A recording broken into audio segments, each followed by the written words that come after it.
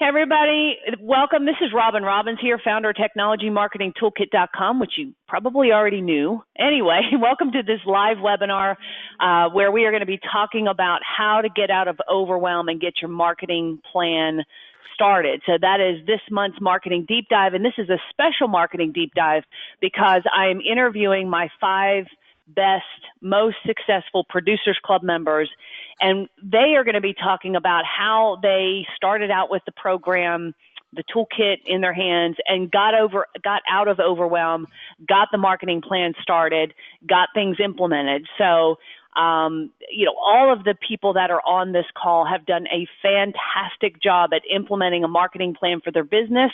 I also should point out that, nobody on this call is perfect or above what you could possibly potentially do. And I don't say that to be hurtful, but sometimes when people ask me, I didn't implement everything in the toolkit, I can assure you that these people didn't implement every single strategy in every single campaign. But what they did manage to do was implement a key handful of campaigns and principles. I think they're going to also talk about just their mindset shift and how they had to think differently about their business and their approach to marketing and their role in the business as well. And that's what we're going to talk about, because I really want to focus this on how do you once you get this toolkit that you have, that everybody on this call has, how do you then implement it so that you see not only results on one campaign, but consistently over time? Because anybody can have a one-hit wonder, anybody can have a successful month, or anybody can have a successful quarter, even a successful year. But to be able to do that consistently is really important. And what I also love about the people that are on this call is they're in all diverse, different markets, different stages of business, different sizes in revenue. And so I think this is going to be a very productive call. So on here, I've got with me Jeff Johnson. Jeff runs our Producers Club Accelerators programs at our company. Jeff is going to be moderating all the questions. So if you have any questions, any comments whatsoever, feel free to post that to the chat.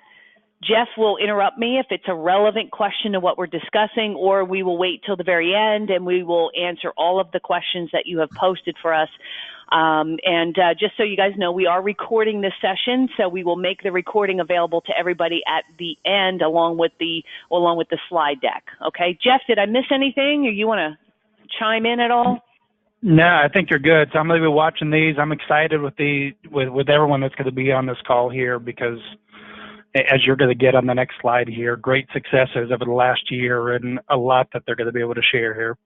Mm-hmm. Yeah, so the 5 people, just to give you an idea of results, and obviously in some cases we have to talk in percentages. We're not trying to hide anything, but obviously this is a public webinar. So in some cases we have to talk in percentages and so forth. Each one of these people that are on the webinar can share what they feel comfortable sharing. But this is the average 1-year increase for the 5 MSPs that are on this call. They're all managed service providers. I should point that out as well.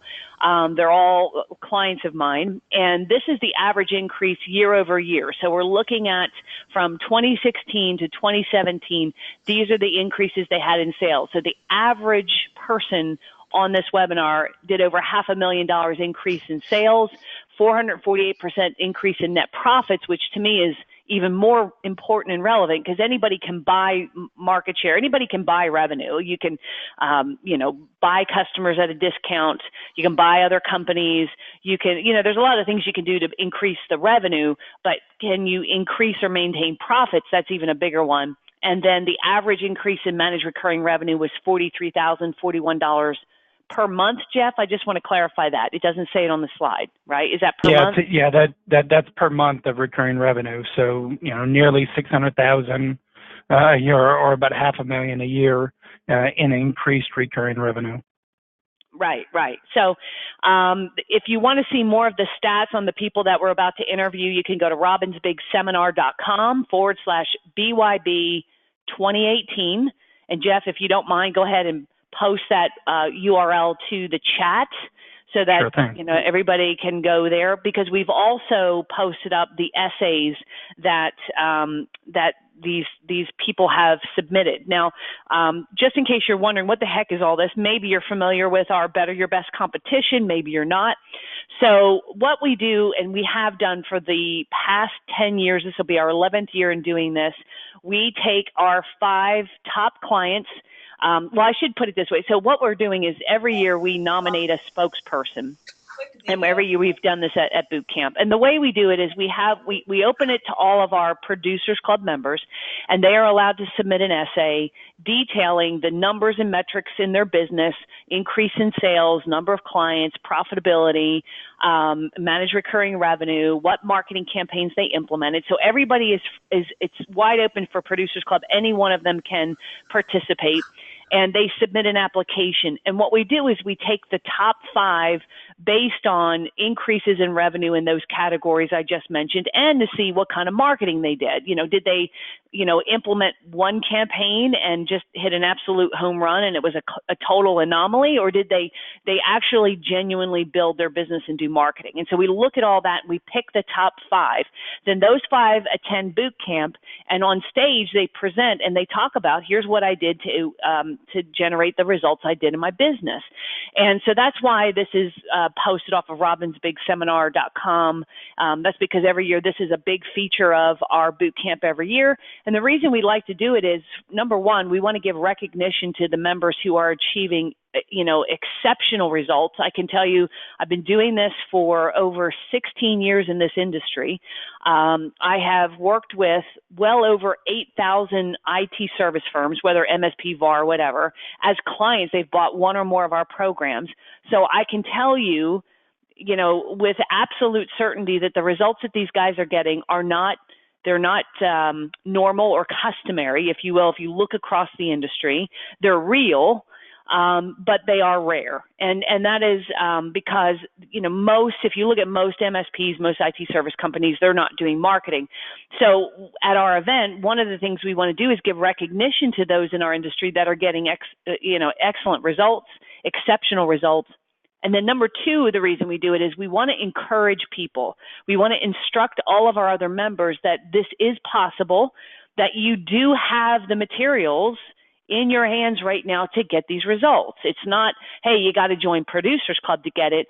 You'll see that the campaigns that they're doing are campaigns that we've got in the stock standard toolkit. It's not like there's some secret sauce we only gave access to them. Now, they might give recognition to their accountability groups and the other things we do for them as Producers Club members, but I also want to underscore that it's not like what you have now. If you're sitting there listening and you've got the toolkit and you're an Apprentice Club member, or maybe you've got the toolkit and you bought it 10 years ago and it's collecting dust on a shelf.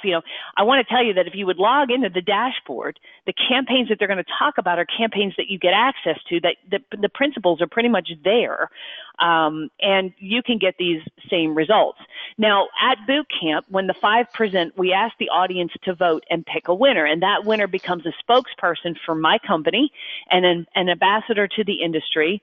And we also give away a car, which is kind of cool, right? Because I can't have my spokesperson driving around in some crappy car. So last year we gave away a Tesla. This year we're going to give away a Tesla as well, because so many people really liked it. So that's it. That's why we're doing these interviews. I want to provide everybody, whether you're coming to boot camp or not, the inspiration, the instruction, the confidence that you can get these results, to talk about how you can do that from the mouth of the people who are actually doing it. And Jeff, is there anything else you want to add on to that? No, I think we're all good, and let's get right to our first contestant. Okay. All right, great. Well, the first contestant that we've got this year is Ted Shafran, Connectability. He's based in Toronto, Canada, so don't hold that against him. He's Canadian. I'm just kidding, Ted. Anyway, I just got to tease him a little bit. Yeah, he founded his company in 1995. He's got 6 employees, and quite honestly, if you knew the regulations and the government, the way they really tax Canadian business owners, I mean, it's really no small wonder that he's been able to achieve the results that he has.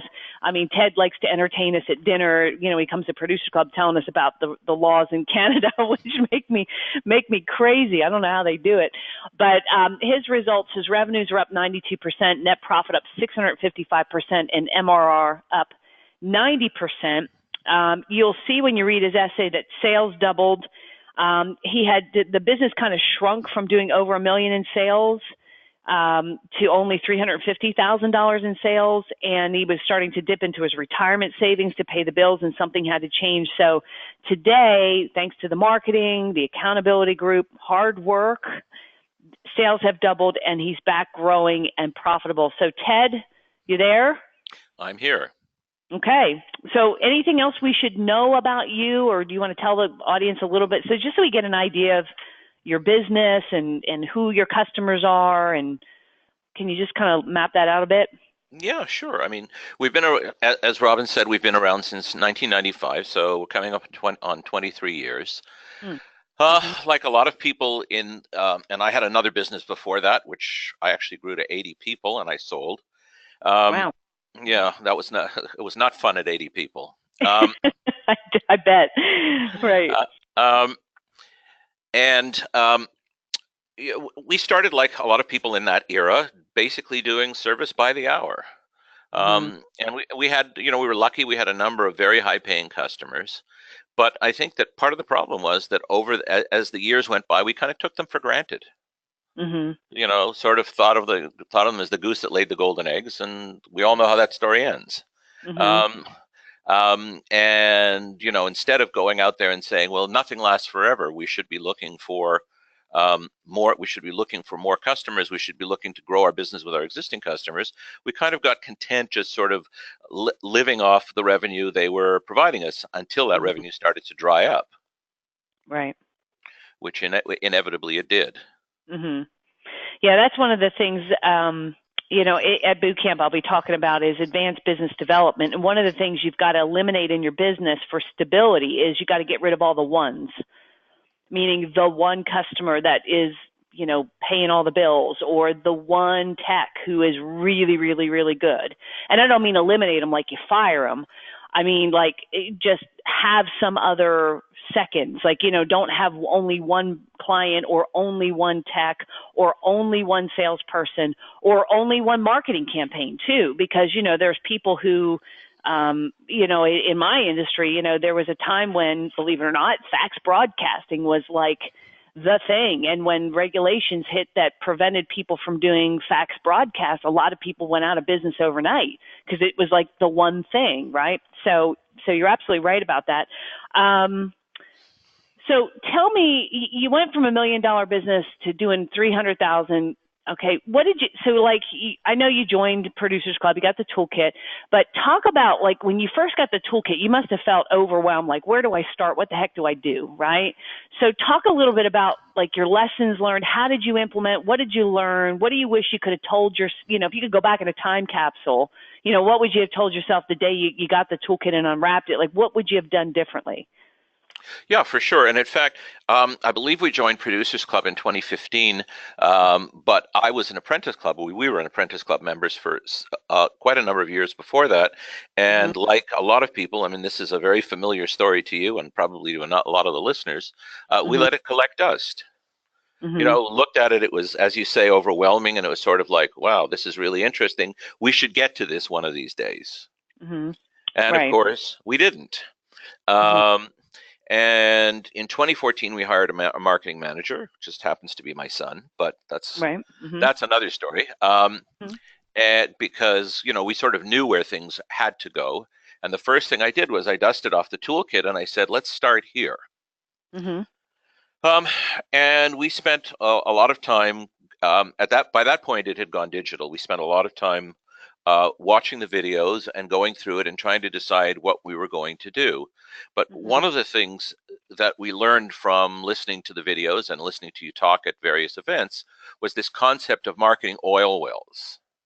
And we realized that we couldn't be dependent on any one thing, because if that one thing stopped working, like you were just saying, you can't be dependent on one thing.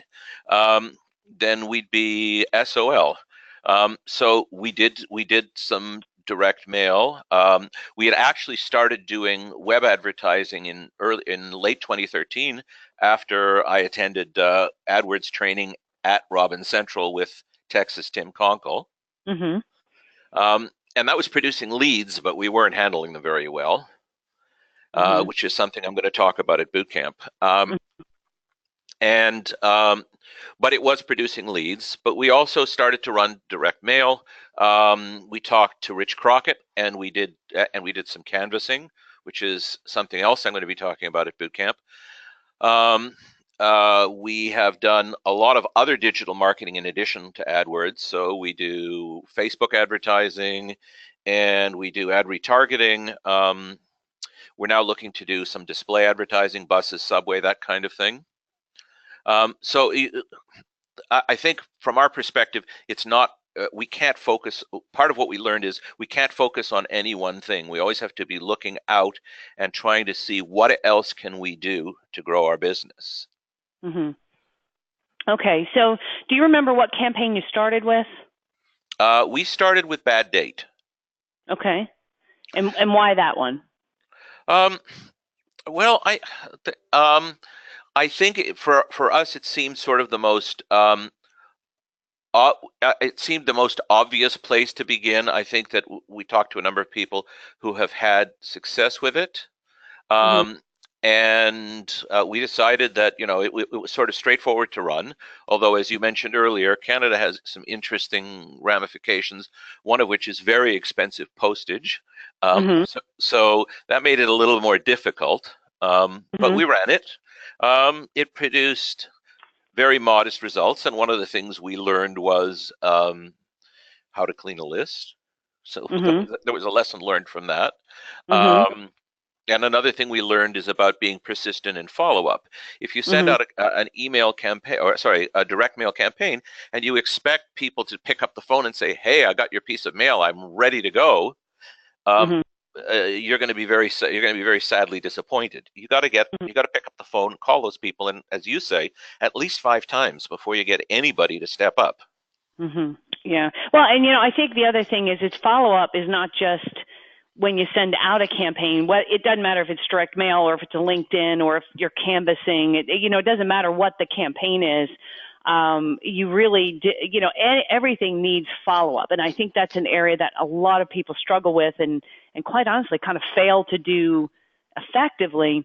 And because of that, they get far less results than they could. I mean, because even if you go to a trade show and you're there and you meet 10 good qualified people at the booth, I mean, you got to do fast, aggressive follow-up. You got to mail them, call them, email them. You got to get offline with sending them something. And, most people stop at a couple of emails. They don't even call. And, so it's not just, I would just kind of want to make the point that I think most people think when they think of their competition these days, they think in terms of, another MSP. Really, the bigger competitor for you and everybody else listening is the overwhelmed, distracted business owner who may have some interest, but they're just not, for whatever reason, it just gets put on the back burner. It's like the crisis of the week is popping up, and we can all relate to that. So if you just send me a couple emails, it's going to get lost in my inbox, and within a day, it's going to be pushed all the way down. I'm not even going to see it. And so email's great, but you got to do email and you got to call and mail something so that I've got some physical things sitting on my desk. So even if I forget to look at my email and I don't get your voicemail, if you sent me a package, if I'm interested, sometimes I'll just set it on my desk and I'll be looking at it, and you can't overlook that as far as follow-up as well. So, and you mentioned list cleaning. Talk a little bit more about that. Yeah, I mean, when we started doing direct mail, we had a very short, very small house list. And so we realized we needed to go out and build that list.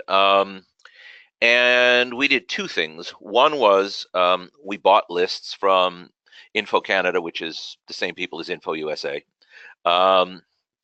And we did a little bit of list cleanup, Google them and see if you got the right information, but not much. And we found that when we sent out those mailings, half the time they would, I think that our error rate was somewhere between 40 and 60%. The business had moved, the contact was different. They weren't nearly the size that Info Canada said they were, or in the alternative, they were far bigger and they had their own IT department.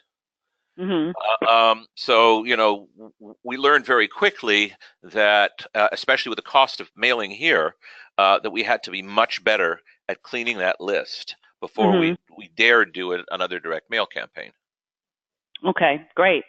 All right, and then before I move on, because what advice would you give to somebody who's sitting there feeling overwhelmed, doesn't know where to start? I mean, what advice would you give them? I think you need to find moments of clarity. One of the things that we did was, for one thing, I made a commitment to spend a minimum of 90 minutes a day on marketing and sales activities. Yes, a lot of us in this business, and I'm no exception, come from technical background. And so it's really easy to get drawn into those technical problems and to gravitate them because it's easier. We know this stuff. And marketing for a lot of us is new. So you've got to commit a percentage of your time to marketing, even if it's painful at first, then it will get less painful. And we also we also have a regular weekly marketing meeting where we talk about the campaigns we're going to run. We talk about our newsletter. We talk about our website and what we need to do. And then we set timelines for executing. Because, unless you have a plan to execute, you can talk, they say talk is cheap. It is. Nothing will get done unless you say, I'm going to do this by that day. Right. Well, and I mean, it sounds so simple, but yet how many people will do that? No, it's honestly very hard when you first start out because it doesn't come natural to a lot of us. Right. And I wanted to add one other thing about follow-up, and that is that there's another kind of follow-up. And again, this is something you talk about, and that's drip marketing. Right. So we have a couple of current clients who we had pitched a couple of years ago. They chose somebody else, but we continued to send them our newsletter. And sure enough, when they got unhappy with that other person, who was the first person they picked up the phone to call? Yeah, you guys, right? Right. For sure. Yeah. That's the other kind of follow-up. I mean, that's more cold follow-up, but in our experience, that works great. And, if you're consistent about putting a piece of information on somebody's desk every month, even if they're not ready to buy when you first talk to them, when the time comes that they are, you'll probably be the first person they call. Right. Well, and in our marketing, I mean, we are in a very limited marketplace. My company, and we have a list. I mean, there's not an event we don't go to now. Like my team was just down at the ASCII event, and we'll get all the leads. I mean, I think they set like 20 appointments, at the event, and they do the list gathering as well. And I guarantee if we look at the list of 20 people, none of those people have, are like new to our database, right? They're in there somewhere. It may have been added 10 years ago, but they're in there. And we hear over and over again, people say, yeah, I've been on your list for a long time and it just never seen and now I'm ready. And then they light up and they become a great customer. So if you know who your sweet spot customer is and you go and you spend the time, invest the time to build that asset, because it is an asset, then, and you continually market to it, the list actually will get more responsive over time.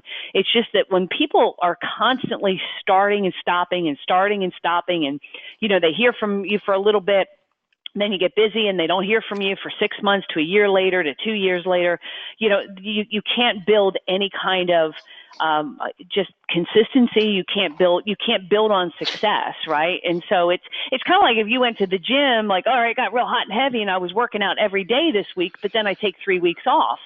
Well, your health goes right back down. You got to maintain. Maybe you're not doing Olympic lifts and you're not competition ready, but you at least have to maintain a certain level of health so that it doesn't completely go away, because then you really got to start from the ground up, from the beginning up. So, all right, very good, Ted. Hang on the line there, because I want you to, I'm sure there's going to be questions for you as well, and thank you for that. And I'm going to move on to Dan Tomaszewski of Bulldog IT. Dan's actually only been in business for about 3 years. He's got 13 employees. His revenues were up in 2017 to $706,000, net profit 10 times up over 2016, and managed recurring revenue up 154%. So 3 years going to 13 employees from a two-man operation with no customers, working out of another company's closet. That's kind of interesting. Dan, why don't you just kind of explain that a little bit more? Sure. So basically, a little bit, just so you can understand like the background for me, I came from a retail and account executive. I used to be a store manager and district manager within the retail environment, and I was an account executive for years. So I came out of that industry and I went into the electrical industry, and we basically were fixing a whole bunch of the contractors' computers. And we decided the one day at the electrical company, we said, why don't we start a business of fixing computers? And we're like, where are we going to do that at? And we literally took the supply closet and we painted it and turned it into a little office. And we had a 10 by 10 office, and we finally said, either someone's going to have to sit on a lap here soon, or we have to start expanding our office space. And we finally got the opportunity to move out into our own space. Right. So when did you first, I don't even remember, where did you first become a customer? Where did you first find out about us? So when we started the company, we said we're going to go all in. We're going to start the IT company, and I knew nothing about an MSP. I'm somebody that came into this as, hey, we're going to fix people's computers. The terminology MSP I didn't know a lot. Once I found that out, I started digging, and we started looking around what tools, what resources are out there. I knew how to sell, but I didn't know how to market this type of business. And the Technology Marketing Toolkit came up. I had the great opportunity of talking to Aaron and then to Jeff, and we got the toolkit. We purchased the toolkit, and then we took it the next step further with the Producers Club. So I remember that day. I remember I was excited. It was like Christmas for me when the box came, because I was like, finally, I got something to look at. And, like you said, then it's kind of the overwhelm hit you a little bit, because you're like, whoa, I just got a ton of stuff. Where do I start? Right. So what did you do? How did you start? What did you start to implement first? What were some of the bigger sort of breakthroughs for you as you were going through it? Well, for us, we had to look at some verticals. Going through a lot of the videos that were on the dashboard and different things that with the toolkit. We wanted to look at what verticals did we want to go after. We really want to focus on manufacturing, legal, and healthcare. Those were the three that we wanted to go after. So for me, the first thing we did is we found, and from listening to a couple other members and things, I read testimonials and different things. I went and started with the aspirin campaign. I went and did one campaign. I didn't want to read ahead, in the book, how you always want to go ahead and see what's next. We took the one campaign and we said, we're going to go after lawyers, and we're going to go after, manufacturers.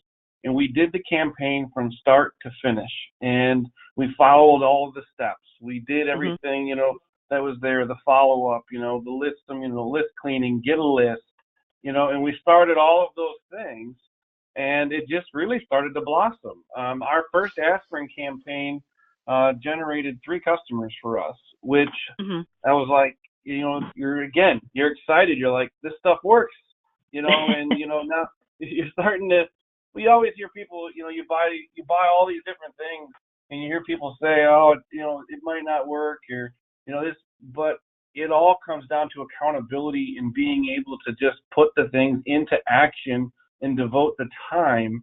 And you really, with the technology marketing toolkit, when you get it in your hands, you've got to get away from the squirrel mentality of just squirrel and then you're off to another thing.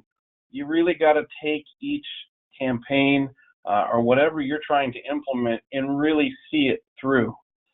Because when you do that, I found that it delivered the best results for me when you can actually take it, start it, and finish it, and then debrief on what went right, what went wrong, fix those things, and then you've got a nice, well-oiled campaign to be able to be sending out.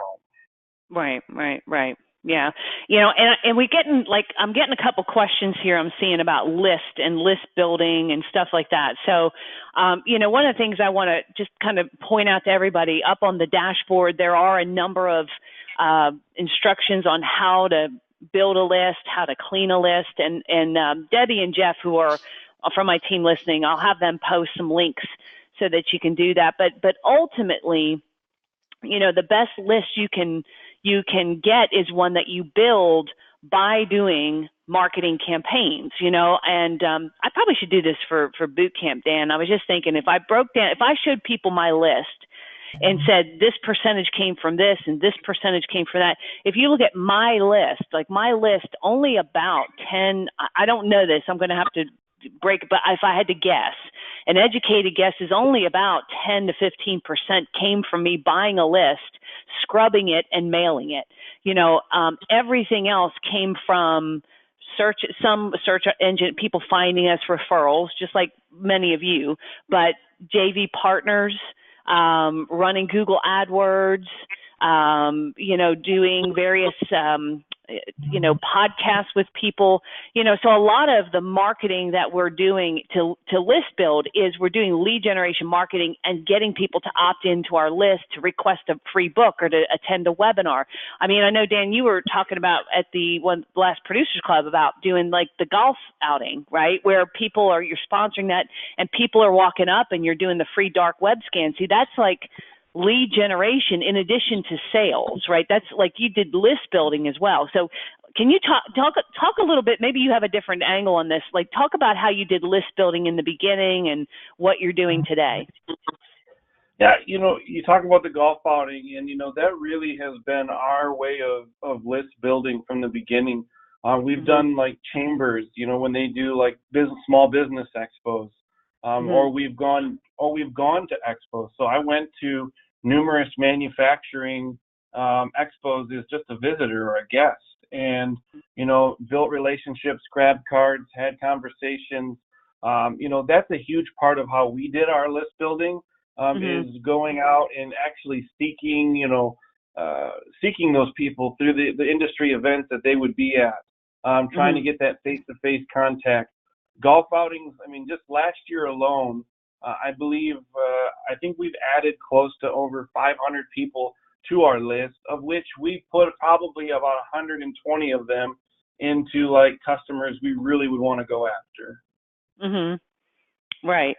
And so you just said something really key. So I hope people hear that, because when you go out to do marketing and list building, like you said, you got 500 prospects, if you will, but really only 120 are ones you want to do business with. So, when you're out there, list building is part of it, is separating the wheat from the chaff, so to speak, identifying who are those sweet spot customers, and then trying to close them, obviously, because I know you're doing like dark web scans, right? But then if they don't buy right now, not giving up on them, right? I mean, you're still doing marketing to them, correct? I hope. Maybe I should check with you before I ask you that question, right? No, exactly. Kind of like what Ted was saying. You're drip marketing them, whether it's your newsletter, whether it's trying to do tech tips, on a weekly basis to get something in front of them, whether it's, just some of the other campaigns. We're constantly, having a list that we're trying to drip to those people, because there are the ones we want are, the Dream 100s now, I think Dream 120 for us, because we're starting to pick who we really want, and we're learning that because as we're growing, we know the customers, we know the industry, we can become more profitable. So our marketing is now driven based on our customer base that we are really built for. And we're taking all of our marketing efforts and pushing them in that direction. Right, right. And I know some people are asking, like, what are different networking events by industry? I mean, you could just Google search. I mean, how did you find out about the golf outings? The golf outings, I mean, we're members of the chamber. And okay. I mean, with the Chamber of Commerce golf outings, we're lucky to have some fairly large chambers in our area, but I've also gone to some of the small chambers. I mean, it's a chamber outing, so you're getting businesses. You're getting the CEOs of banks. You're getting the lawyers. You're getting, we found at golf outings, just like almost like a trade show type event, that one or two out of every person in that foursome was like a C-level executive or somebody that was out there with their customers. And it was really kind of an ironic story, but we actually landed one person we wanted to land, and then their customer was with them, and we got both of them. So it was like a dream match, you know, made in heaven, because you're getting the executives that are out taking customers, and you never know what door that's going to open for you. Yeah, so be part of the chamber. But you know, another thing you can do, because people are asking about this on the questions, you know, just talk to your existing customers and say, what events do you go to? Do you belong to any memberships? Are there any, you know, I mean, like some people I know have done this with Rotary. They're involved in Rotary. Some people get involved in their church, because sometimes there are business leadership groups that are tied to their church. You know, the chamber, like you're saying, almost every industry, you know, like if it's medical, almost every larger town's going to have a medical group management association, and there's going to be networking events, you know. So go to your existing customers and ask them, what events do you go to? What do you belong to any memberships? And often a lot of these events, like even like our event, you know, you can sponsor them. You know, so either you can maybe go as an attendee and pay to go. If that's not possible, you could sponsor it. And not only are the people walking around potential buyers, but then all the other people that are there sponsoring could be customers, or they could be potential JV partners, you know, because like even at our boot camp, we tell our sponsors, look, you know, while everybody's in session, you're an idiot if you don't go walk down the floor and see who you might be able to partner with to share leads and co-marketing to, and be a front end to their business and revenue share or something, you know. So I think this is just, you know, it's almost like what Ted was saying, and I think you're saying it too, Dan, is just, it just requires a focus on marketing. You know, these things kind of evolve. You get involved in one, and then you find out about two or three others, and then that leads to two or three others. But if you're not even looking at it, if you're not even trying to do marketing, you don't find anything. You're not out there looking. So we tell all our staff this, is our techs, we have the mentality in them that they're marketing as well. Even when they're out there and they're out there with the face of our customers and seeing them, they're marketing. I mean, we're all marketing no matter where we're at. But one big piece that we're using now to really hone in on some of our prospects is LinkedIn. You can see like some of the industries, and you can see what they like and the articles they're reading and the article they're engaged with, and it helps you as to angle your marketing to something that they would go after, they would read, and they would open. Right, for sure. Okay, what one, before we wrap up and move on, what's one piece of advice you'd be given to a newbie who's sitting there overwhelmed and not knowing how to get started? You'll hear me talk about it at boot camp, but I'm an accountability person. I think whether you have an accountability partner, you're in an accountability group, I think you need to be held accountable. If you're going to say you're going to do the sitting duck campaign, you need to say your timeline of when you're going to do it, when you're going to have it completed, and have somebody that can hold you accountable to those actions. I think that a lot of us, like I said, we get the squirrel and we get off topic, and then we never get to finish what we started. So for me, it's find that person that can hold you accountable and work with you, and just make sure that you're getting through the task. But just do one thing, do it really well, and then once you've got it mastered, go to the next one. But do it with accountability. Sounds good. All right. All right, Dan, just hang on there. And then I'm going to move on to Chris Hoose of Choose Networks. He's in Wichita, founded the company in 2001. He's got 39 employees. So I believe from a revenue standpoint, top line, that Chris, you're our largest revenue contestant. And I know you grew through organic growth and also through acquisition. If I look at your story here, you were, in 2017, you had revenues up over $1 million in new revenue you added, which is pretty phenomenal. Recurring revenue up $57,869 per month, and your net profit up $122,000 in addition to what you're already doing. So that is very, very cool. So Chris, give us, the listeners, a little bit about your background and who you are. Sure. So we started the company in 2001, right after the Y2K bust, when I was let go from a previous employer.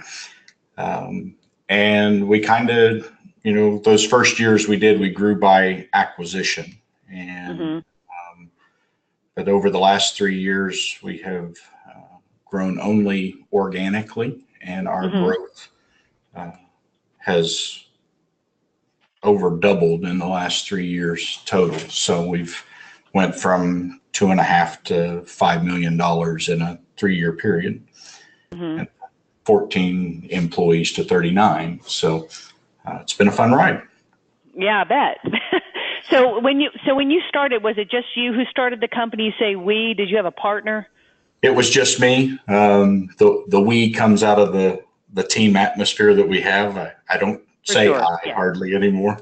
No, and I agree with you. Me too. I was just curious. I didn't know. I just, because I think it's, I just think it's interesting, that you're kind of like me, had greatness thrust upon you when you not lost your job, but where your freedom was, or your future was freed up, like mine was, and you're like, holy smokes, I got to do something to pay the rent.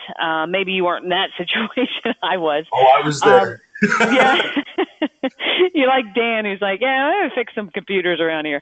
But yeah, I mean, so when you look at your business now, does it like shock you? You've got like 39 employees, you're growing. I mean, do you ever like kind of pinch yourself and say, wow, this is just, and maybe there's even more. I mean, because once I think you get to a certain level of success, I think it's really a lot easier to see the next levels. I mean, talk about that a little bit. Yeah, I mean, it's already beyond my wildest dreams, and now I have a new set of dreams on where this really can go. And we put a goal out there back in 2015 to grow this company to be a $20 million company, and I honestly believe everybody that was in the room making that decision, none of us believed we could really get there. 3 years later, when we are on track to hit, those pictures that we drew back then, we absolutely believe it. So I think that vision and looking towards the future always, that kind of is what drives what you work on today. Right. So talk a little bit about, like, you got the toolkit. Now, when you got it, you weren't like starting out like, Chris Traxler, who we're going to talk to next, who's, moves to a new town, or Dan, who's like working out of a closet, right? You got the toolkit. You had what we could say, arguably, you had more resources, meaning money. I don't know if about people. I mean, did you go through the overwhelm and I don't know where to start, or kind of how was your progress? Certainly, we bought the toolkit at IT Nation. We went through all of the the weekly trainings and went through all the stuff, and never could pull the trigger. We never could get out of the learning stage to actually running a campaign. Now let me stop you. Looking back, why do you think that was? Maybe a belief. Would it really work? Was it worth putting extra money out there? I think there were 100 reasons. It was time consuming, and at that point I was still a big technical force in my company. And, that's what I needed to do, was be out there fixing servers, not marketing. I had 100 excuses not to do what I didn't want to do. Okay. So it was kind of like a mindset of, will this really work? Is this really going to pay off? Maybe some uncertainty in that sense. Certainly. And I think you go back, to what Dan said about accountability. I didn't have anybody holding me accountable to get it started. Everybody around me was the same thing. We needed to get customers taken care of, more important than getting new customers, because we didn't see that value. Right. So what changed? I think it's the adage, and we've said it always in the technical space, that marketing wins, not technology. Going back to beta versus VHF, beta was a better product, but marketing won. And I kept telling myself that, and watched some of my competition around me start to grow, and we were stagnant and couldn't get over that, $1 million hump. And I knew that it wasn't going to continue just by word of mouth and referrals, that we had to get our name out there, and we had to be the ones to do it. Okay.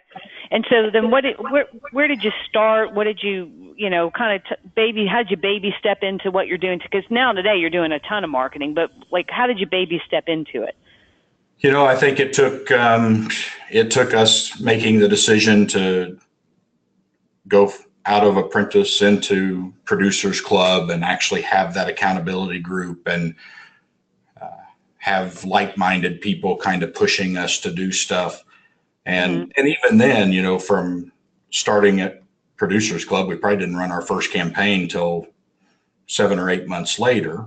But you get a little bit of a taste. We ran an aspirin campaign, and we sent it out to 200 people, and we got 2 appointments and 1 new client. We're like, oh, if we can do this every month, we'll add a new client every month. This will be great. So it just kind of grew with a little bit of success. And then we tried the bad date 3-letter campaign and got more success, and we did it again. And each time we ran it, it seemed to be a little more successful. Our list got better. We had a lot more practice giving our sales pitch. From all the appointments we were able to set, we got better at closing. And, we still to this day run that bad date campaign to every single new prospect we come across. So it gives us 3 touches right off the bat, and gets us started with something we can then add our drip marketing campaign to, and it all works.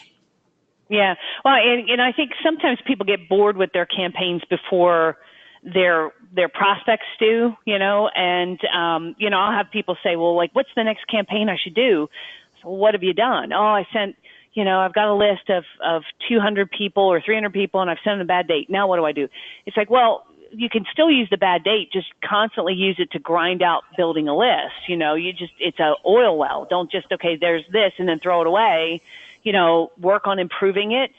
Make the testimonials better, sharpen up the follow-up with a telemarketer or a better telemarketer, or adding on, LinkedIn connection as well as part of the follow-up process. And don't just kind of do something and then say, okay, well, what's next? Sometimes, because with our Godfather campaign, which I've talked about all the time, this is 4 years now we've used this campaign, and we send that basically every offer that comes in for a new appointment. That's it.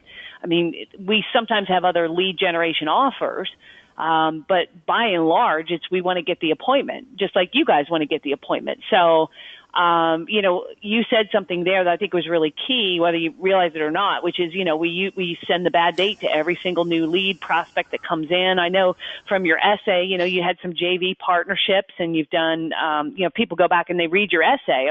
A lot of this, what you did, you've detailed it in here.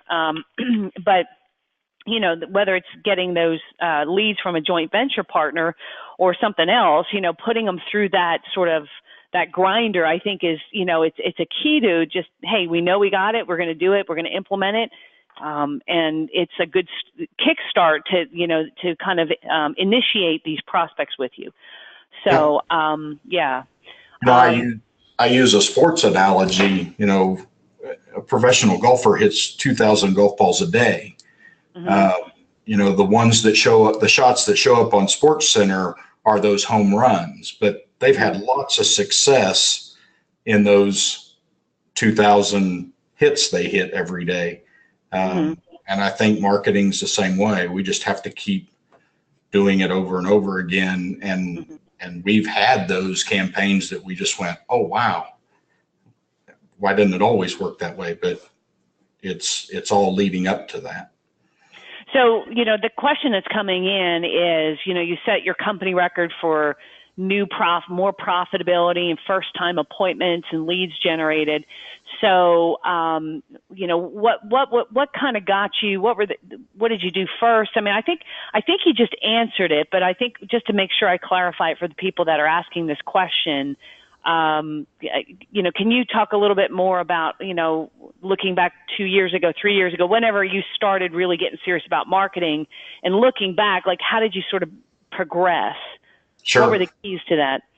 So when we started probably mid 2016, really having a pulse on marketing, we would send out bad date campaigns whenever we got 200 new prospects, whether we got that from someone building a list or a list we bought or whatever that we scrubbed, we would send those out. Or something.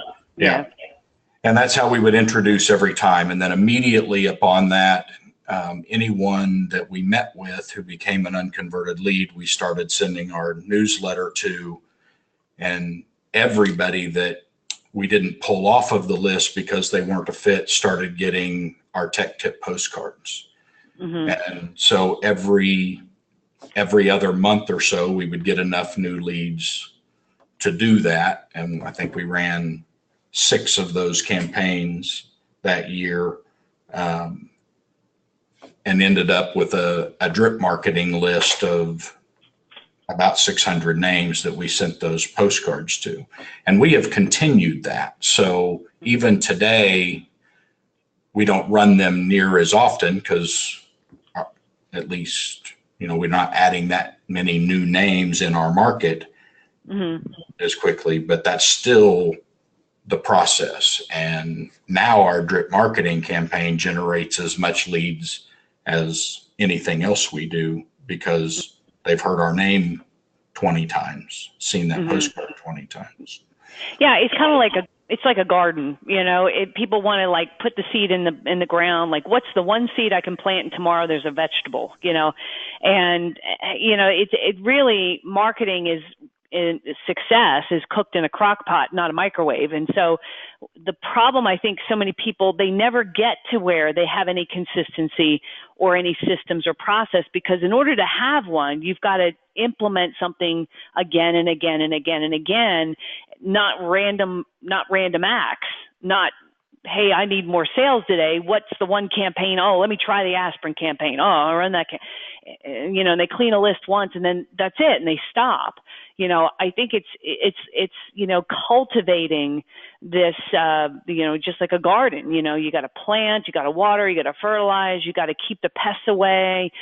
When the crops start to grow, you've got to, you know, tend to that, pull out the weeds, keep the pests away. You've got to continue to water, fertilize, make sure, you know, you got to tend to it. And most people kind of want you know, plant the seed in the ground and, you know, it's always grown whenever I walk out there. And it's the hardest thing for me to get people to understand, because when you start out, you're clumsy, you don't know what to do. You don't have a good list, you don't have good systems, you don't have good follow-up. And so the results aren't great or not as good as they can be if you stuck with it for 2 years, 3 years, 10 years, you know, and really put some focus on this in your business. I mean, would you say that's true for you? Absolutely. You know, I mean, you take a page out of our industry, you know, that brand new out of college technician isn't very good that first 6 months. But 3 years from now, him getting more exposure and doing the same things over and over, he can solve any problem a customer has. So yeah. I think marketing is the same way. You're not going to be perfect the first time. You're not going to get the results you necessarily are able to get, but by the 10th time you've done it, you're going to realize how valuable it is. Right. Okay, great. All right, I'm going to let you hang on. I probably need to speed up because I could talk to you guys forever. So just hang on there, and I'm going to move on to Chris number 2, Chris Traxler, Cirrus IT, based in Troy, Ohio. Founded it in 2015 after leaving his DC-based MSP. He's got 4 employees. Revenues are up 195%, profit up 80%, MRR 174.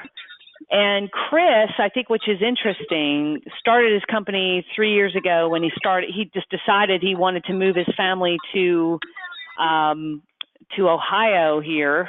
Was it Ohio, Chris? I'm sorry. Yep. I just was on that slide. I'm like, because I'm sitting here going to myself, who the hell wants to live in Ohio? Anyway. I'm with you. I get it. All right. I'm like, it can't be. I'm like, no, surely it must be like someplace really nice like California. No, I'm just kidding. But he started. I mean, it's really impressive because started it 3 years ago and he had an ownership in interest in an MSP out in the DC market and picked up and moved his family to Ohio because that's where to be closer to his family, and then started up the company brand new. I mean, you didn't have any tools, you didn't have a list, you didn't have a market, you didn't have, like nothing, right? So yep. That's like insanity. So talk about that. Talk about that a little bit. Yeah, it's definitely not for the faint of heart. We moved to Ohio in May of 2015. Mm-hmm. And I literally launched the business from my mother-in-law's sewing room. I moved some of her stuff out of the way and set up a voice over IP phone and a laptop, and that's where I started. Mm-hmm. And so it's kind of a double-edged sword in some respects. And my wife is a stay-at-home mom. At the time, we had 3 kids. We've got 4 now, 1 on the way. So we keep growing. Mm-hmm. But one of the cool things is it's a double-edged sword. So when you start from zero, and you got to do it in a short amount of time, there's a lot of hunger that you can really harness to your advantage.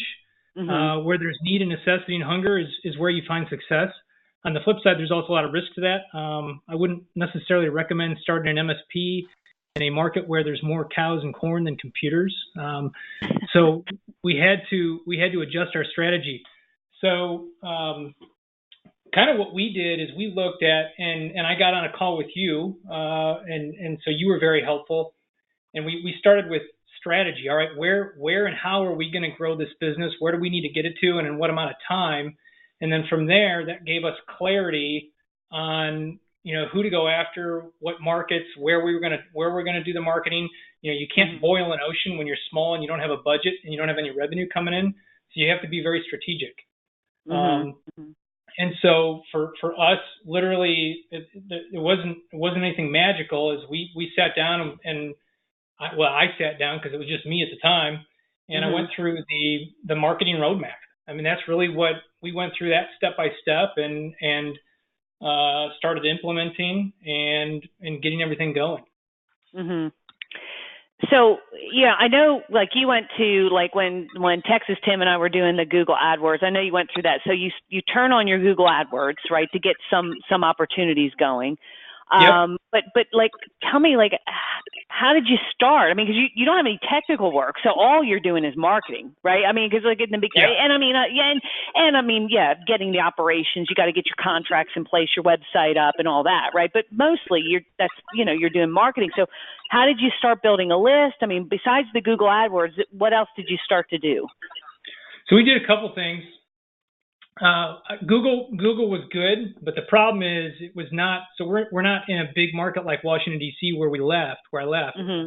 So it was not producing nearly. It wasn't producing the leads we needed to grow at the rate we needed to grow. So it's a smaller market, right? Yeah. Right. So it was working. It just wasn't like it wasn't working. It's just you can't grow a business just off of Google. So really, my strategy was how do I overwhelm the market, because nobody knows who I am, nobody knows me, nobody knows anything about my company, and I'm the new kid on block. So my strategy was really what I call Don Rumsfeld online, shock and awe. So we had to get out there. So we went to every marketing or every networking event I could get to, every industry association. So there's a big manufacturing association that is big in this area. So I became a member there and started attending all those events. I started going to every chamber I could find and go to, and some were good, some were not very good. And so I used networking as another key strategy because I didn't have a list and I had to build one. Now, I did download from Info USA a list of a couple thousand prospects and used that as a foundation. And then I could kind of segment it and send out, because I couldn't send out a lot of marketing. I just didn't have the budget. We didn't have any money coming in. So we segmented that list and then started scrubbing it and kind of turned it into a little more manageable pieces that we could send out smaller campaigns. And really, honestly, the biggest thing we did, though, was securing joint ventures through our networking. Okay. And so with who? Like, who did you get JVs with? Well, a few things. So I leveraged the chamber for one. And so we ran our cybersecurity seminar through one of the chambers in the area. And I leveraged the chamber membership to be able to fill the room because I couldn't do that on my own. So we ended up with, I think, 45 attendees, very successful there. And then we also did trade shows. And then at the DRMA, which is the Regional Manufacturing Association here, I was able to find key people that had businesses that were also selling into the same prospects and clients that I wanted. And I used them to build relationships with them. And really, it was a lot of referral marketing where I could get them to refer me into people when they saw an opportunity. And so that I found very successful. Okay. And then what did you start to do? Like, you're getting these leads. I mean, did you start doing a newsletter? Did you start doing a tech tip? I mean, what were you doing for follow-up? The cyber tips or something? Yeah, all of the above. So we started the newsletter from day one. So even day one, we started the first month, we sent out the newsletter and kept sending it out. Currently, our newsletter list is about 500, 600 prospects and clients. And so that was key. We do the tech tip emails. We do a lot of social media marketing. We use Hootsuite. So there's a lot of drip campaigns that we do. And we use a lot of stuff that we pull from the dashboard. One of the best compliments I got recently was from another member of the DRMA who approached me. He goes, I don't know how you do it, but you are everywhere. He goes, I constantly see you on LinkedIn. I constantly see your newsletter, your emails. He goes, I don't know how you do it, but whatever you're doing, keep doing it because you are overwhelming the market. Everybody knows who you are. So that's probably been one of the biggest things is just, when you start and you don't know anybody, you got to get out there and get your name out there. Even if you're the best product in the world, best service in the world, if nobody knows about you, it doesn't really help. Now this kind of maybe an odd question because we're talking about marketing, but you're growing your business and you're hustling and you're getting the business, and pretty soon, you're going to have to start hiring people, right? So, did you? How many? You're at three people now. Yep, 3, and then myself. Right, and so I know you use the 20, right? So as part of, and so, but like, are you hiring? Are you staying in sales? You're not doing the technical work, correct? Correct. I am involved at the higher level with projects and stuff like that and guiding my team, but on a day-to-day basis, I don't take tickets. I really have no tickets assigned to me unless there's a sales opportunity associated with them. So I'm doing, I don't do any help desk. I do some project work. And I'm really, my goal is to get myself completely out of anything technical and be strategic and work on growing the business. And my strength is sales. Probably a follow-up a close second would be marketing. But really, I'm a sales guy at heart. That's what I do best. Right. I agree. I mean, I think you're unusual in the sense that most people who start in this industry are tech people trying to learn how to be salespeople, and you're starting it purely from a sales perspective. And one of the things that I've heard, Robert Hershevek, who's coming to boot camp, I've heard him say it multiple times. O'Leary has said it multiple times. I know Damon, I've heard him speak, and I've talked to him, and I've heard him say it multiple times. We're having Barbara at the July Producers Club. So, I've been around a lot of the sharks in the Shark Tank world and other investors, not just them, but others. And they often say that the companies that really make it, they're always led by a sales-driven CEO. And I know you said, well, you're a sales guy, you're not really marketing, but, in our world, marketing is the first step in the sales process. So marketing is sales if you're looking at it properly, which is what we in this world, believe. So it's just kind of interesting to see, that you're building this business and you're not getting sucked into the tech work, which is allowing you to focus on the marketing and the growth and building rather than, getting kind of bombarded with the tech work. I do have the curse of being an engineer as well. So even though I'm a sales guy, I still am an engineer. So I still have to battle that. It is easy to get sucked into things, and I do enjoy the technical stuff, but it's really not. It's really not going to get me to my goals of where we want the business to be in a few years. Okay. So what advice? I mean, you're around a lot of new members. What advice would you give someone who's just getting started and they're not sure where to start? Well, the first place would be start with the marketing roadmap and go through that piece by piece and start implementing it. And you don't have to pick everything on there. You can't do it all at once, but pick the strategies. I mean, there's nothing I did that was super complicated or hard to execute. It was just a matter of doing it. And for me, it wasn't a choice. It was either do it and figure it out, or my family's not going to have a means to survive. So that kind of gave me a lot of motivation. The other thing I think you really have to have is you have to get crystal clear on your goals and where you want to be, and you have to believe in them. Because if you don't know where you want to end up and why, that gives you a lot of momentum for actually going out and starting to implement things. Without that, I think it's very difficult. Otherwise, it's just intellectual. Right. No, you're right. And like you said, the belief in them is the key thing. Even at events when I have people setting goals, they'll often say to me, well, how do I set a goal? And I think what they're asking, and even when they're setting goals, I see this, what they're asking is, what's a goal that'll stretch me, but that I can reach? And when people set goals, they tend to set them through the mindset of, what do I think I can accomplish? And a goal really ought to be based in, maybe a little bit of, hey, because you don't want them so unrealistic that you're going to fail, but at the same time, they should stretch you. They should be something that like you want to move towards. But if you don't believe in them, then there's no point in even setting them. That's why people don't even set New Year's resolutions anymore after a few years of not achieving them. They just go, I'm not even going to bother setting them because I know I'm not going to achieve them, and that's why they don't progress.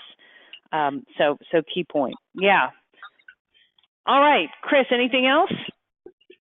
I think that's about it. Okay, good. All right, well, hang on the line there, and then I'm going to move to the last but not least, of course, Eric and Lisa Shore from Secure Future Tech. They're in Providence, Rhode Island, started the company in 1992. They got 17 employees. And having a pretty good year, it looks like, or last year definitely is good. I know they're continuing this growth. Revenue's up 415,000 plus, net profits up 224%, and they ran 130 marketing campaigns in 2013, which, you know what, you just blew up everybody's mind right there. Because, they're going, hold on a second, ain't no way I'm going to be able to get that out.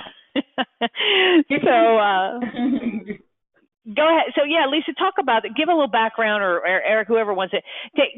Give a little background on yourselves, your company, how you got where you are.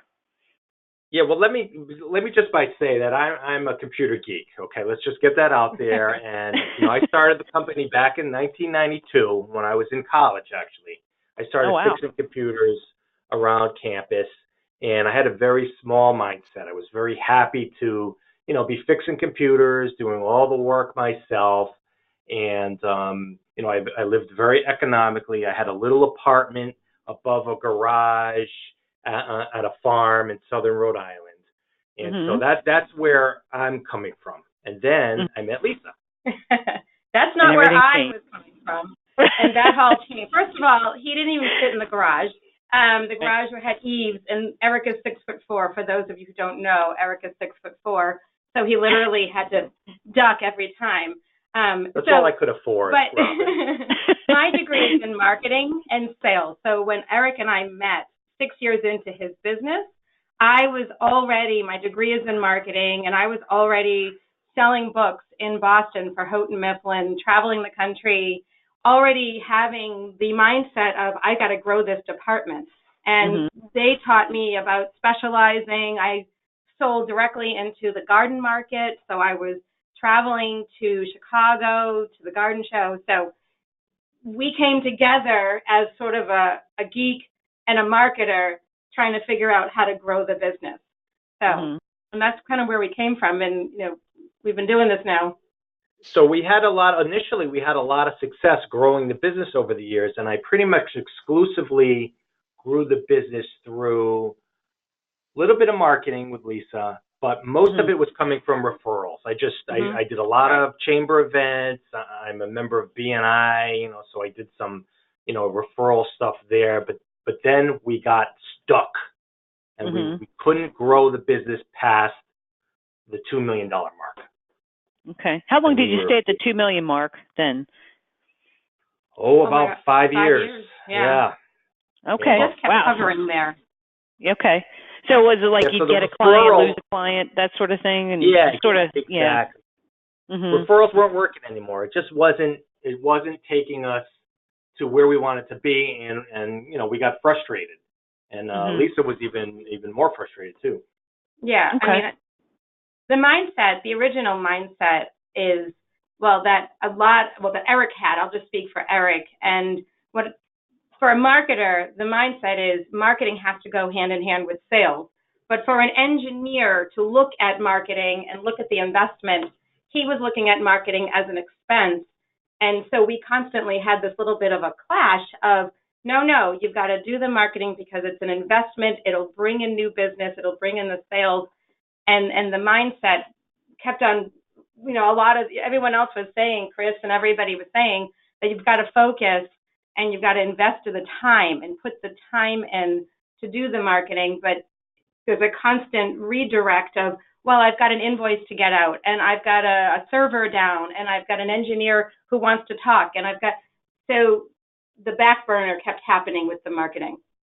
Yeah, it is one of the things that's easy to kind of, you get so caught up in the delivery, particularly, we hear that a lot with people who get the toolkit, in the sense that they get it because they're desperate, they want to grow, they implement a few things and they get more business, and then they instantly stop marketing because they're fulfilling, and that carries them for a while, and then they go, like a year, 2 years later, they're like, I need to do this again, and then they dust it back off and they try to get started again, and that's why there's a lot of that difficulty. So, I found you guys, I think it was through the Microsoft project I did, was where we initially, connected, I believe, right? Is that right? Yeah, absolutely, yeah. Robin. Through the Microsoft Office Heroes program, so I came down to your office for I think it was 2 days or 2.5 days of training to do this program, and honestly, you blew me away. And I really started shifting my mindset as to looking at marketing not as an expense, as Lisa and I were always fighting about, but really as an investment and something that you have to constantly invest in. So that was the light bulb moment right there for me when I was down there. And one of the things that I first did when we were sitting down and you were having us as part of a working session, I sent out some 9-word emails to some of my customers. And within like 10 minutes, I closed the sale right there when I was sitting in your office from a 9-word email. And I'm like, wow, I think Robin really knows what she's talking about here. This is something really cool. Yeah, this might work. That's funny.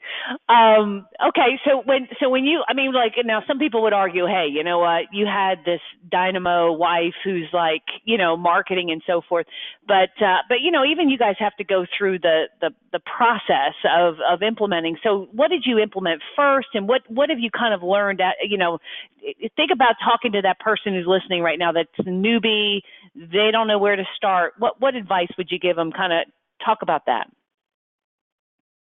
So I think the very first place to start is, well, so you've got the toolkit and you've got all the lessons. And I think one of the most impactful lessons for us was, I believe it's lesson number 3, Robin, where it's focus on your target audience and determine your target avatar. Once we determined that, and the very first group that we focused on was the legal industry. So we knew, you taught us that we knew that we couldn't be everyone, you know, something for everyone. And we didn't have the budget, or we didn't know if we had the budget. We really didn't know how to invest in all of this. So we said, well, let's figure out and invest in the legal community. And once we started there and we really got to know what their why was, what their pain points were, we started just like our colleagues, where we joined associations. And then Eric can talk a little bit more about it, but that's really, I think, where people should start, is really look at the toolkit, the early stages of the toolkit, and really determine who you're going after, and not just be someone for everyone. Since we focused all of our marketing resources on the legal industry, we were able to very quickly become and be seen as experts. So we joined the Bar Association. We did their annual meeting where they had 1,500 attorneys there.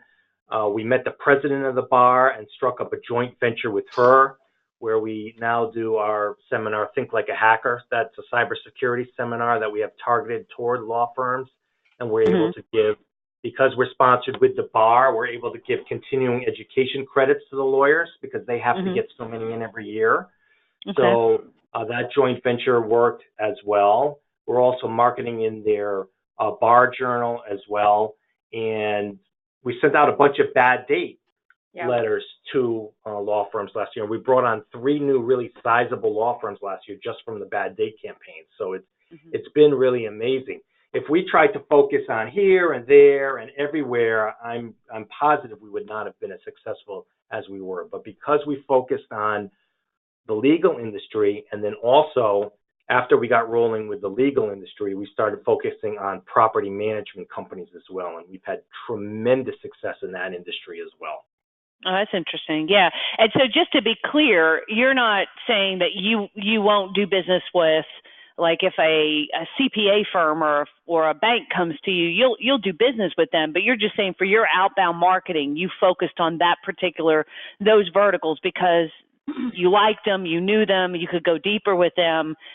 Because I think that trips up a lot of people. When they hear, like, focus on a client avatar, you know, they hear niche and they go, oh, so I should just talk to one. And maybe, I mean, you know, maybe, but then, you know, I think you guys are also, you know, you've got clients in other industries, correct? Oh, yeah, we do. Absolutely. Oh, absolutely. Yeah, we have a nice niche with CPAs. We have some manufacturers. So we're certainly not turning anybody away. And as we've become more successful in the legal industry and then the property management company, we started focusing and adding. So now we're targeting CPAs, and we started doing some events with the Rhode Island Society of CPAs as well. So it's just all about focus, and we all have limited resources, and if you spread yourself too thin across all these markets that you want to try to attack, you're not going to do a very good job anywhere.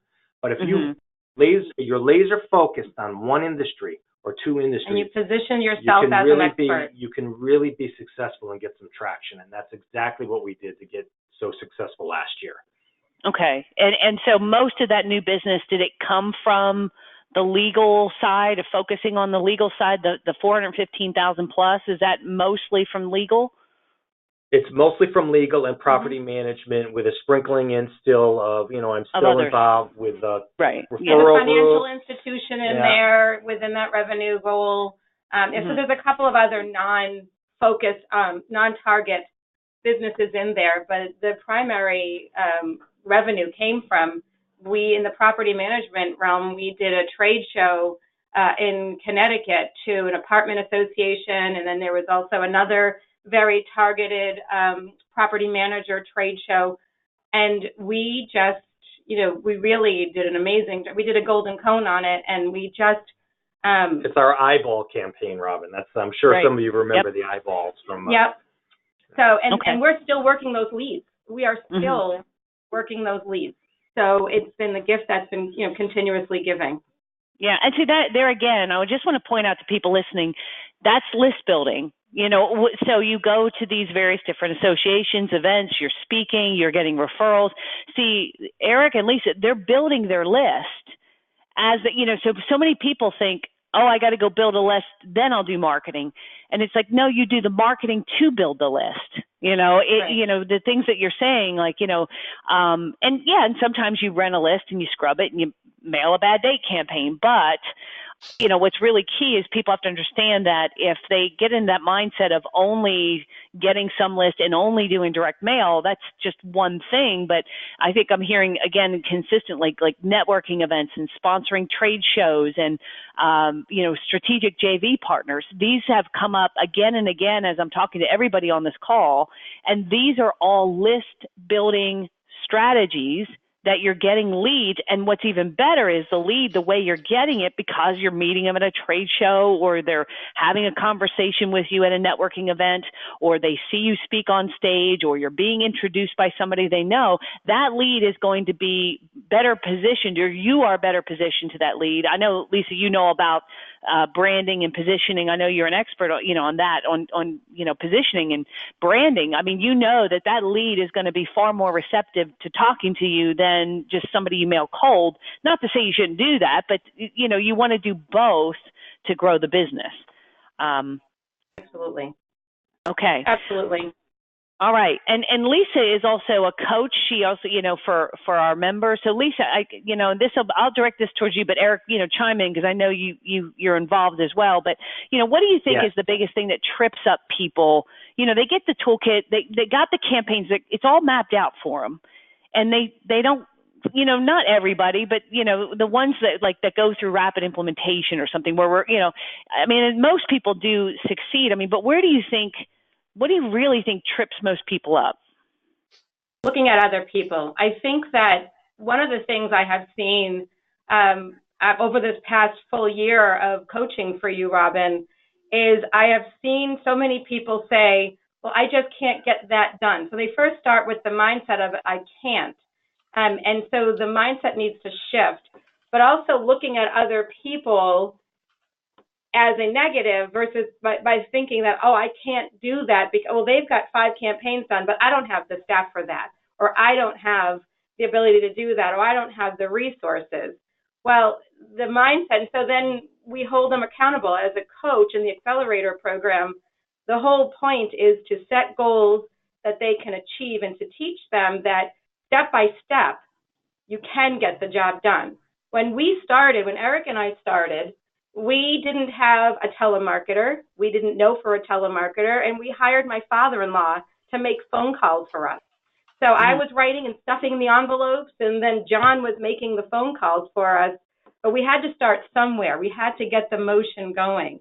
And I have another colleague who I am coaching now who didn't have a telemarketer, still doesn't have an official telemarketer on staff, but put a message out to all her baseball moms on Facebook and said, hey, I need someone to help me make phone calls for my campaigns. And now that person is making phone calls for this company. So it's just thinking outside the box of how you can accomplish it, how you can get the job done. And the beauty of accelerators is you start in rapid and you have the 30 and 90-day checklist. So use the checklist. Start there.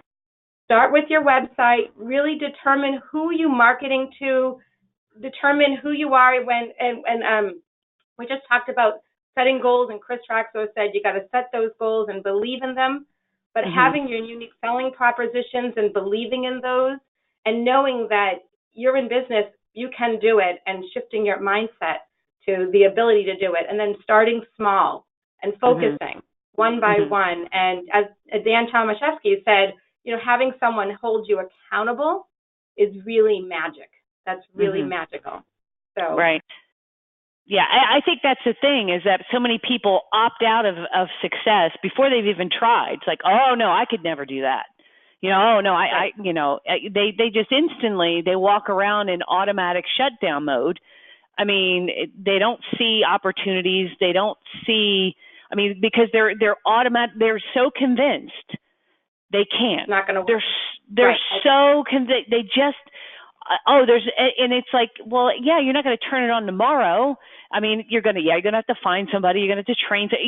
There's like all these things that have to get done. And I think they just automatically go, I could never do that. And they don't even try. So then they pick around and say, well, what campaign do I think I could do?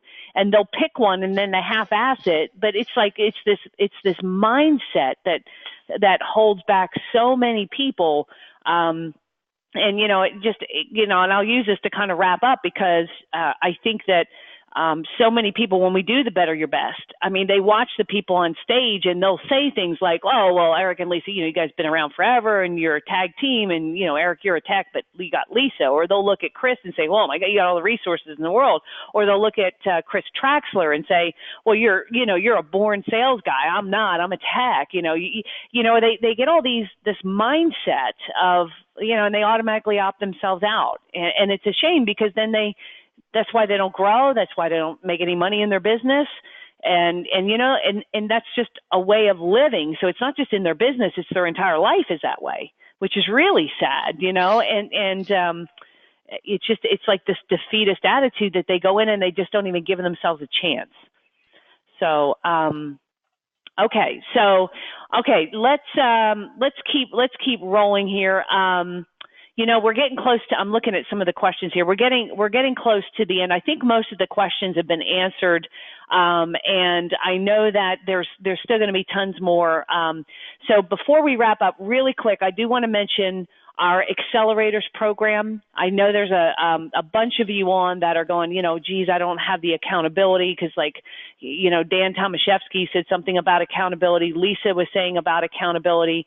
The accelerators program is a program we put together. It's about 2 years now, and it is an implementation program designed to help accelerate the pace at which you implement marketing campaigns. Now, think of it in a sense of it's Producers Club light. And actually, in hindsight, it's something I should have implemented a long time ago as a sort of a funnel, if you will, to Producers Club, because for years we only had Producers Club. And now we've got this program that's designed specifically to take somebody who's got no marketing in place, don't have a target market, doesn't have a list, has a sucky website, doesn't know where to start, and ramp them up to speed really quick. So the program's ideal if you feel stuck, or that growth isn't coming, or you're not at peace with your income, or maybe you feel like you're working harder than you should for the money you're taking home, or you need somebody to hold you accountable, because the marketing is just one of those things that you constantly put on the back burner, or you feel you should be further along in your business by now, or you just want the benefit of people like Lisa and or the Chris's and to these guys to coach you, because we also use senior members to coach you through the program. So really high level, I'm going to take just 2 minutes and explain it, and then we can go to more questions and wrap up.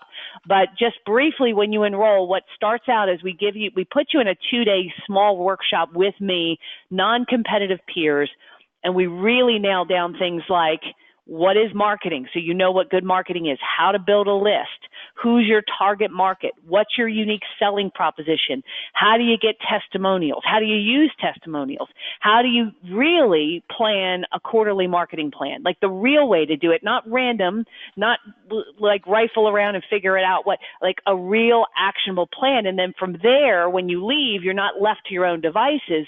We have a 30-day and a 90-day implementation checklist, and you're on a weekly call with a senior coach who is walking you through, guiding you through the implementation of the program. So we're answering every question. You've got your peers that are going to kind of hold you accountable. And there's usually, it gets a little competitive. You know, people don't want to be the guy who doesn't have things done. So that's good. And we've really chunked it down and given you the tools and the templates so that it is achievable. Over 80% of the people who go through Rapid get the 90-day checklist implemented and completely done in the 90 days. And pretty much everybody gets it done. Some might be like, it might be day 95, they complete it, but by and large, they really get the foundation implemented and they accelerate that. They actually get what takes some people a year to 2 years to implement done in 90 days. Then we put you in an accountability group to keep you motivated with a senior coach like Elisa, you know, who, holds you accountable to the next level, to whatever that is for your business, and growing your sales team, growing your marketing team, implementing more marketing. We do your website for you. So you get, there's tons. We have over 50 landing page templates, monthly tech tip emails, all the contents with us, unlimited changes. So we completely revise and do your website for you. That's included. We also do your newsletter for you. And there's an extensive article library. It's done for you via a concierge. It's not like you have to go customize the template. It's truly 100% complete, turnkey, done for you. We also include all Apprentice Club member benefits. So if you're in Apprentice Club now, you get all of those that are included. It's not an extra fee. It's all included. We also give you 2 tickets to boot camp, and that's every year. So if you're in accelerators, if you can't attend in person, we give you a virtual ticket, but you get 2 tickets to boot camp. So if this is of interest to anybody, I just wanted to mention it because we're talking a lot about, implementation and accountability. You can go to robinsacceleratorsclub.com, and I'll ask Jeff to put that in the chat. But robinsacceleratorsclub.com, and this site will give you all the details. I know I'm just brushing over the top to mention it, but it'll give you the details. It'll give you instructions on how to apply. You can't just register off the site because we actually have to look at your market area, the size of your company, because when we fit you into a group or we fit you into a class that best works for you. And what will happen is after you apply, we'll schedule a call for you to talk to Jeff or somebody on my team and answer your questions and see what your challenges are and determine if it's a good fit. So even if you go there and apply, it's not a locked in, you have to sign up. It's just more of a, if you're just like a shy interest and you want to learn more and you want to see if this is a right fit for you. So Jeff will be posting that Robbins Accelerators Club URL there at the end. So with that said, I know we're very close. I mean, we're at 90 minutes and I don't want to keep the people that are on the call for too much longer. And Jeff, I just want to check in with you. I'm looking over the questions. I think you've been busy answering them as I've been going through. Yeah, I'm pretty sure we really got everything. Either I answered them of certain links of a lot of resources that are out there on the dashboard, or you got them just through going through with everyone one by one. So I'm not seeing anything that's outstanding in the questions here. So if you do have a burning question, we missed it somehow out there, then speak now before we let everyone go. Okay. Well, I think we're going to, I feel guilty because, I mean, all these people are running businesses and they've been very generous with their time and sharing with all of you guys. So I would just say, guys, if you have additional questions, you can go to Robin's big seminar. You can download their essays, read the essays. If you think of other questions, post it to the queue, and Jeff or Debbie or myself will make sure you get an answer or a link, because there's some questions that are really, kind of off topic and just really require a whole nother discussion. So we can send you a resource or something on there. But let me just go ahead and wrap up because of the time invested. It was a great call. Everybody, thank you so much for your time. The Chris's, Eric and Lisa, Dan, Ted, Chris and Chris, like I said, guys, you're awesome. I can't wait to see you guys at boot camp. All right. So I guess with that, Jeff, you should wrap up. Next time that we hear them, one of them's going to be winning a Tesla. So very cool. Yay. No pressure, guys. And Lisa. Yeah, right. Yeah. No pressure. No pressure. Yeah. No pressure at all. Yeah. It's not like 1,000 people will be watching or anything like that. It'll only be like 1,200 really. That's it. It won't be, very public. So, All right, guys. Thank you all so much. Guys, this wraps up the conference. We'll be posting the recording within 24, 48 hours. Thank you, everybody. Have a great day. Thanks, Robin. You too. Thank you.